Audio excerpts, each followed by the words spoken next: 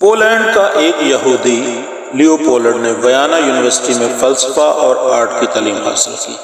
عملی زندگی کا آغاز صحافت سے کیا۔ اعلیٰ تعلیم حاصل کرنے اور ہر طرح کی دنیاوی نعمتوں سے مالا مال ہونے کے باوجود لیوپولڈ کہتا ہے کہ مجھے اپنی زندگی کا صحیح مقصد معلوم نہ تھا اور میں نہیں جانتا تھا کہ سچی ذہنی مسرت کیسے اور کہاں سے حاصل کریں۔ بار بار احساس ہوتا کہ ہم کسی اندھے جنگل میں محو سفر ہیں، جہاں درندوں کا خوف بھی لاحق ہے اور منزل کا سراغ لگانا بھی ناممکن ہے۔ میں نے پہلی بار عیسائیت کا مطالعہ کیا، اسے سمجھنے کی کوشش کی، مگر بہت جلد مایوسی کا سامنا کرنا پڑا کہ عیسائیت جسم، روح اور عقیدہ و عمل کے درمیان افسوسناک تفریق کی حامل ہے، جو اس زمانے کے انسانوں کی رہنمائی کرنے سے قاصر ہے۔ 1922 کے آخر میں جرمن کے ایک اخبار نے لیوپولڈ کو مشرق وسطیٰ کا نمائندہ مقرر کر دیا، جہاں اسے اسلام کا مطالعہ کرنے کا موقع میسر آیا۔ لیوپولڈ کہتا ہے کہ قرآن مجید کا مطالعہ کرتے ہوئے میرے سامنے اسلام کی ایک ایسی مکمل تصویر آ گئی جس نے مجھے حیرت زدہ اور مدہوش کر دیا۔ روح اور مادہ کی یکساں اہمیت، عقل کی کار فرمائی، پیغمبر اسلام کی بھرپور روحانی، معاشرتی، سیاسی زندگی اور اسلام کا بین الاقوامی مزاج دیکھ کر اسلام کے لیے میرا استغراق مزید بڑھ گیا۔ ستمبر 1926 کی ایک شب میں اپنی اہلیہ کے ہمراہ زمین دوز ٹرین میں سفر کر رہا تھا۔ میرے سامنے کی سیٹ پر ایک جوڑا بیٹھا تھا، لباس اور ہیرے کی انگوٹھیوں سے وہ متمول نظر آ رہا تھا، لیکن چہرے اطمینان اور مسرت سے خالی تھے۔ وہ بہت غمزدہ اور خرمہ نصیب دکھائی دیتے تھے۔ میں نے ڈبے میں نظر گما کر دیکھا، ہر شخص بظاہر خوشحال، لیکن ہر شخص کے چہرے پر ایک مخفی الم اور غم کی جھلک موجود تھی۔ میں نے اس احساس کا ذکر اپنی بیوی سے کیا تو اس نے بھی یہ کہہ کر میری تائید کی، واقعی یوں لگتا ہے کہ یہ لوگ جہنم کی زندگی گزار رہے ہیں۔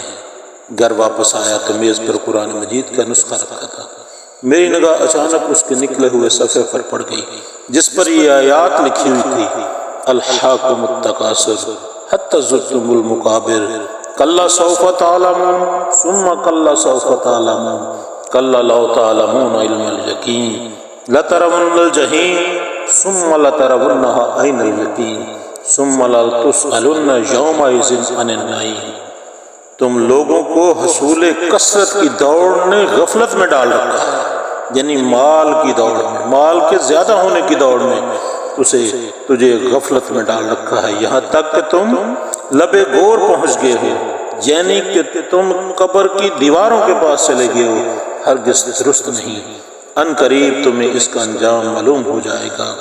پھر سن لو، ہرگز نہیں، ان قریب تمہیں اس کا انجام معلوم ہو جائے گا، ہرگز نہیں۔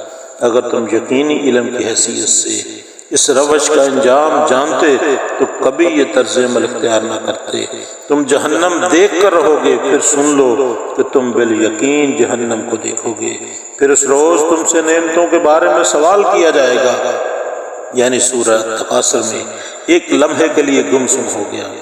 میرے ہاتھوں میں جنبش تھی، میں نے بیگم کو آواز دی اور کہا، دیکھو، کیا یہ اس صورتحال کا جواب نہیں جو گزشتہ رات ہم نے ریل میں دیکھی تھی؟ ہمیں ہمارے سوالوں کا جواب بھی مل گیا اور بہت سے متعلقہ شکوک و شبہات بھی ختم ہو گئے۔ ہم نے سوچا یہ کتاب اللہ کی نازل کردہ ہے جو 1400 سال پہلے محمد الرسول اللہ صلی اللہ علیہ وآلہ وسلم پر نازل کی گئی تھی، جس میں ہمارے اس پیچیدہ اور مشینی دور کی ٹھیک ٹھیک تصویر پیش کر دی گئی ہے۔ اب مجھے یقین ہو گیا کہ قرآن مجید کسی انسان کی تصنیف نہیں۔ انسان لاکھ سمجھدار، حکیم اور دانا سہی، مگر وہ 1400 سال قبل اس عذاب کی پیشگوئی نہیں کر سکتا جو 20ویں صدی کے لیے خاص تھا۔